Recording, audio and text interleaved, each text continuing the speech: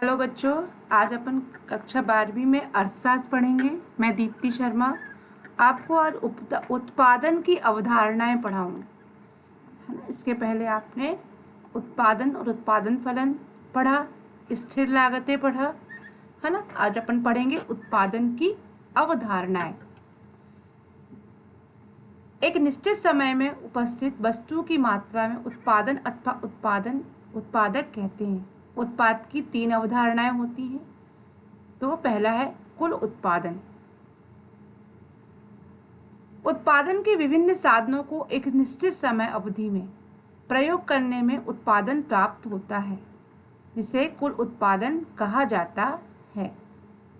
अल्पकाल में कुल उत्पाद परिवर्तन की साधन की मात्रा में वृद्धि किए जाने पर बढ़ता है।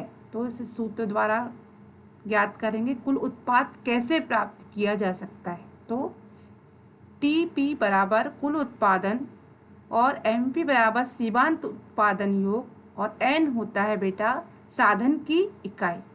तो इस सूत्र के द्वारा कुल उत्पादन परिवर्तन के साधन की मात्रा में परिवर्तन कर फलन अथवा परिणाम होता है।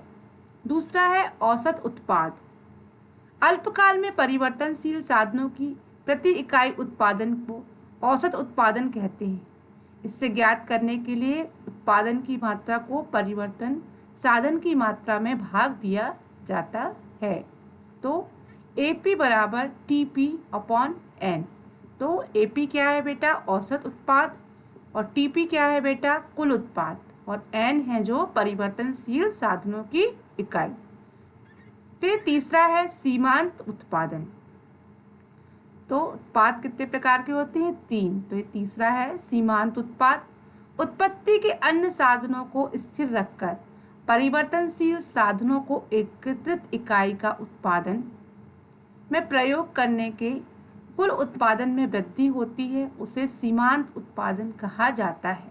इसका सूत्र है बेटा AP बराबर TP अपॉन L। तो AP क्या है, MP क्या है बेटा सीमांत उत्पादन और TP क्या है उत्पादन में परिवर्तन और L क्या है श्रम की इकाई में परिवर्तन। तो जो सीमांत उत्पादन है उसमें परिवर्तन मतलब परिवर्तनशील साधनों को एकत्रित करने पर जो प्राप्त होता है। श्रम की इकाइयां तथा आवश्यकता लंब रेखाएं उत्पादन में दिखाया गया है। कुल उत्पादन वक्त प्रारंभ से तेजी से धीरे धीरे बढ़ते हुए अधिकतम स्तर तक गिरता हुआ आरंभ कर देता है। श्रम की इकाई में वृद्धि करने पर आरंभ में औसत उत्पादन और सीमांत उत्पादन दोनों कैसे होते हैं? बढ़ते हैं। फिर दोनों अपने अपने अधिकतम बिंदु पर पहुंचकर दोनों घटना प्रारंभ हो जाते हैं। अतः औसत उत्पादन और सीमांत उत्पादन वक्र की आकृति अंग्रेजी के U के उल्टे आकार की होती है। सीमांत उत्पादन घटते हुए शून्य हो जाता है, इसके बाद ऋणात्मक भी हो जाता है। किंतु औसत उत्पादन का घटता हुआ ज्ञानात्मक नहीं है, से उत्पादन वक्र X अक्ष के ऊपर ही रहता है। फिर है कुल उत्पादन, औसत उत्पादन और सीमांत उत्पादन में पारस्परिक संबंध। तो उत्पादन के परिवर्तनशील साधनों की इकाई जैसे जैसे वृद्धि होती है कुल उत्पादन कैसे होता है? बढ़ता जाता है। मतलब साधनों और इकाइयों में जैसे जैसे वृद्धि होगी तो उत्पादन भी क्या होगा? बढ़ेगा।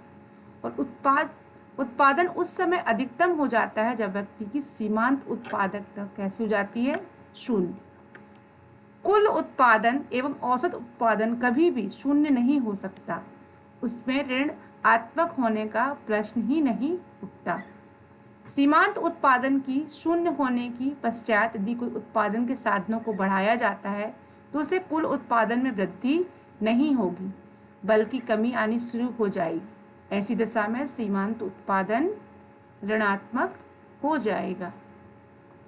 फिर है उत्पादन की आरंभिक अवस्था। मतलब जैसे अपन उत्पादन शुरू करते हैं तो उत्पादन में क्या होगी? वृद्धि होगी, बढ़ती हुई दर में होती है। मतलब अपन कोई भी कार्य शुरू करते तो उसकी उत्पादन दर कैसी होगी?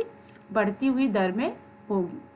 कि उत्पादन की मात्रा की अवस्था में कुल उत्पादन में जो वृद्धि होती है घटती हुई दर में होती है। तब उसकी उपयोगिता कम होगी तो उसकी दर भी, वृद्धि दर भी क्या होती जाएगी बेटा, कम होती जाएगी। और उसके बाद सीमांत उत्पादन के शून्य होने पर उत्पादन में होने वाली वृद्धि कैसी हो जाएगी, रुक जाएगी और वह घटना शुरू हो जाती है। मतलब जब हम कोई वस्तु का उपयोग करते हैं, जब उससे अपन को उसकी पूर्ति हो जाती है तो उसकी उपयोगिता क्या हो जाती है, कम हो जाती है, तो उसकी आवश्यकता कैसी हो जाती है, शून्य। फिर है प्रतिफल के नियम अथवा उत्पत्ति का नियम। किसी वस्तु का उत्पादन उत्पत्ति के विभिन्न साधनों की सामूहिक का परिणाम होता है। किसी भी वस्तु का उत्पादन उत्पत्ति के विभिन्न साधनों की सामूहिक प्रयत्न का परिणाम होता है। इसमें कुछ साधन स्थिर हैं और कुछ परिवर्तनशील होते हैं। किसी भी वस्तु की अधिकतम मात्रा का उत्पादन करने के लिए उत्पादन की औसत में वृद्धि करनी पड़ती है। मतलब जब अपन किसी कार्य को शुरू करते हैं, उसको उत्पादन करने के लिए उसके औसत में अपन को क्या करना पड़ेगी, पहले वृद्धि करना पड़ेगी। इस वृद्धि करने पर उत्पाद की मात्रा में भी क्या होगी, वृद्धि होगी। परंतु उत्पादन के साधनों को निश्चित वृद्धि करने पर उत्पादन की मात्रा में होने वाली वृद्धि हमेशा सामान्य रहती है। इस दशा में उत्पादन के साधनों में कम वृद्धि करके भी उत्पादन की मात्रा में अधिक वृद्धि प्राप्त हो सकती है, जबकि कुछ दशाएं उत्पादन की मात्रा में थोड़ी सी वृद्धि के लिए उत्पादन के साधनों में काफ़ी वृद्धि करनी पड़ती है। मतलब कोई भी अपन उत्पादन करते हैं तो उनके साधनों में अपन को ज़्यादा, मतलब ज़्यादा से ज़्यादा उसमें वृद्धि करनी पड़ती है, क्योंकि अपन को उत्पादन क्या चाहिए, ज़्यादा चाहिए। उत्पादन के इस व्यवहार को उत्पत्ति के नियम द्वारा स्पष्ट किया गया है। प्रोफेसर मार्शल ने उत्पत्ति की 3 नियम बताए हैं। तो पहला है उत्पत्ति वृद्धि नियम, उत्पत्ति समता नियम और तीसरा है उत्पत्ति ह्रास नियम। इन तीनों को सम्मिलित रूप से परिवर्तनशील अनुपात का नियम कहा जाता है। ये जो 3 नियम है बेटा, उत्पत्ति ह्रास नियम, उत्पत्ति समता नियम और उत्पत्ति वृद्धि नियम, ये तीनों नियम परिवर्तनशील अनुपातों का नियम कहा जाता है। साधन के प्रतिफल, इनकी भी 2 प्रकार होते हैं। पहला प्रतिफल के नियम या उत्पत्ति के नियम और दूसरा होता है परिवर्तनशील अनुपात का नियम। और प्रतिफल के नियम के 2 प्रकार होते हैं, उत्पत्ति वृद्धि नियम और उत्पत्ति समता नियम, और तीसरा होता है उत्पत्ति ह्रास नियम। परिवर्तनशील अनुपातों का नियम, तो जो परिवर्तन होते हैं वह अनुपातों के आधार पर। अर्थशास्त्र में परिवर्तनशील अनुपातों का नियम एक महत्वपूर्ण नियम है। परिवर्तनशील अनुपात के नियम का संबंध अल्पकाल में होता है। अल्पकाल मतलब कम समय के लिए होता है। यह नियम अल्पकाल में उत्पादन के साधनों में किए गए परिवर्तन के वस्तु के उत्पादन प्रभाव पर पड़ता है। इसकी व्याख्या करता है कि परिवर्तनशील अनुपात का नियम यह बताता है कि अल्पकाल में यह नियम अन्य बातें समान रहे, जैसे परिवर्तनशील साधनों की मात्रा बढ़ाई जाती है तो उत्पादन प्रारंभ करने में परिवर्तनशील साधनों की मात्रा में किए गए अनुपातिक वृद्धि की तुलना में अधिक अनुपात बढ़ाता है। इसके बाद यह समान अनुपात को भी क्या करता है, बढ़ाता है। अंत में उत्पादन साधनों की इकाई अनुपातिक तुलना में कैसी हो जाती है, कम अनुपात को बढ़ाता है। एक परिवर्तनशील साधन में संबंधित प्रतिफल का नियम यह बताता है कि अल्पकाल में, मतलब जो थोड़े समय के लिए दिया गया है, वह तकनीकी ज्ञान अन्य भारतीय सामान्य व स्थिर साधनों के साथ एक परिवर्तनशील साधन की भी इकाई भी बढ़ाई जाती है, जो कुल उत्पादन से क्या होती है, प्रारंभ होती है, बढ़ते हुए दर में बढ़ता है और एक बिंदु के बाद कैसी हो जाती है, घटते हुए दर में क्या होता है, कम होता जाता है। एक बिंदु के बाद घटते हुए दर में बढ़ने की प्रवृत्ति को दिखाता है, क्योंकि परिवर्तनशील साधन का सीमित उत्पादन प्रारंभ से ही कैसा होता है, कम। किंतु अंत में कम हो जाता है। परिवर्तनशील नियम की परिभाषा भिन्न है। उत्पादन के साधनों की मात्रा में स्थिर रहकर किसी साधन की समान अनुपात में जैसे जैसे मात्रा बनाई जाती है तो एक निश्चित बिंदु के बाद उत्पादन की भी मात्रा में वृद्धि का अनुपात कैसा होता है, घटता जाता है।